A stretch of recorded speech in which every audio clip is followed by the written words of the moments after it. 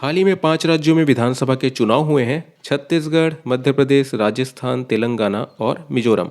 3 राज्यों छत्तीसगढ़, मध्य प्रदेश और राजस्थान में बीजेपी ने सरकार बनाई है। मंत्रिमंडल के गठन का काम अभी जारी है और ऐसे में डिप्टी सीएम यानी उप मुख्यमंत्री का पद इन दिनों काफ़ी चर्चा में है। तीनों ही राज्यों में 2-2 डिप्टी सीएम बनाए गए हैं। छत्तीसगढ़ की बात करें तो अरुण साव और विजय शर्मा को यहाँ डिप्टी सीएम बनाया गया है। तो आखिर क्या होता है डिप्टी सीएम पोस्ट का रोल, मंत्रिमंडल में इनका ओहदा क्या होता है, क्या पावर होती है उनके पास और कौन उन्हें हटा सकता है, सारा कुछ जानेंगे आज के इस वीडियो में। पहली बात तो यह है कि डिप्टी सीएम यानी उप मुख्यमंत्री का पद कोई संवैधानिक पद नहीं है। मतलब इस पोस्ट का जिक्र हमारे संविधान में कहीं नहीं है। यह बेसिकली एक तरह की राजनीतिक व्यवस्था होती है। मुख्यमंत्री की तरह उप मुख्यमंत्री के पास कोई स्पेशल प्रशासनिक या वित्तीय शक्तियाँ नहीं होती।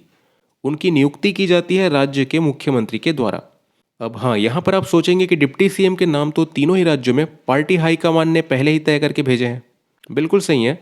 बड़ी पार्टियाँ लाइक बीजेपी या कांग्रेस के कंटेक्स्ट में बात करें तो ये बड़े पोस्ट लाइक मुख्यमंत्री, उप मुख्यमंत्री के नाम पार्टी हाईकमान पहले ही तय कर लेती है।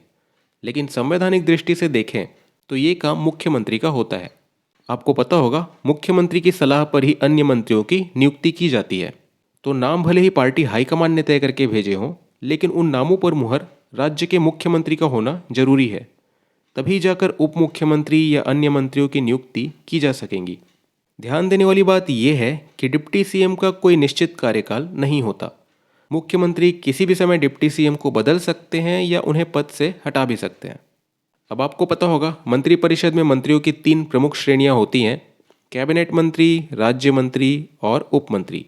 इसके अलावा एक श्रेणी संसदीय सचिव की भी है। कभी डिटेल में समझेंगे इनके बारे में।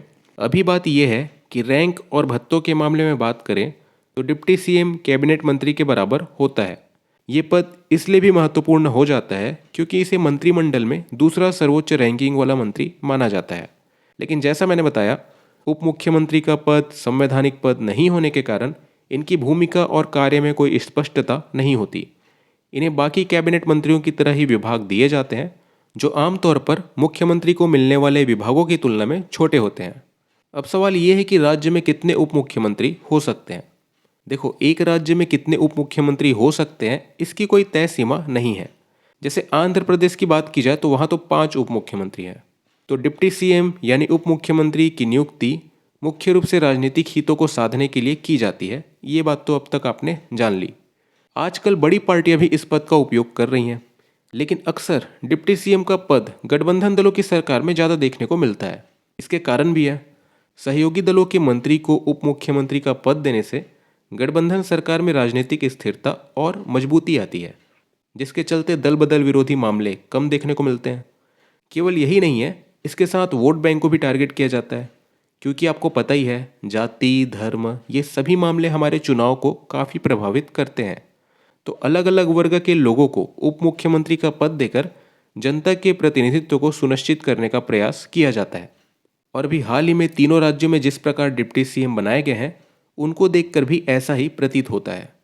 अब भले ही सरकार में डिप्टी सीएम का पद रैंक में दूसरा हो, लेकिन आपको ये ध्यान में रखना है कि मुख्यमंत्री की अनुपस्थिति में वो मुख्यमंत्री की सहमति के बिना न तो कोई आदेश जारी कर सकते हैं, न ही निर्देश। हालांकि मुख्यमंत्री की जगह कैबिनेट बैठकों की अध्यक्षता करना और आधिकारिक कार्यों में भाग लेने जैसे मामलों में डिप्टी सीएम मुख्यमंत्री की जगह ले सकता है। लेकिन जब कोई आदेश या निर्देश जारी करने की बात आए तो मुख्यमंत्री की सहमति होना जरूरी हो जाता है। तो ये सारी बातें हमने जानी डिप्टी सीएम यानी उप मुख्यमंत्री पद के बारे में। अब लास्ट में आपके लिए एक आसान सा क्वेश्चन है। डिप्टी सीएम के कंटेक्स्ट में 4 स्टेटमेंट्स दिए गए हैं, सही कौन कौन से हैं ये आपको कमेंट में बताना है। तो वीडियो अगर आपको अच्छा लगा तो इसे ज़्यादा से ज़्यादा शेयर करें और ऐसे ही और वीडियोज़ के लिए हमारे चैनल को सब्सक्राइब जरूर करें।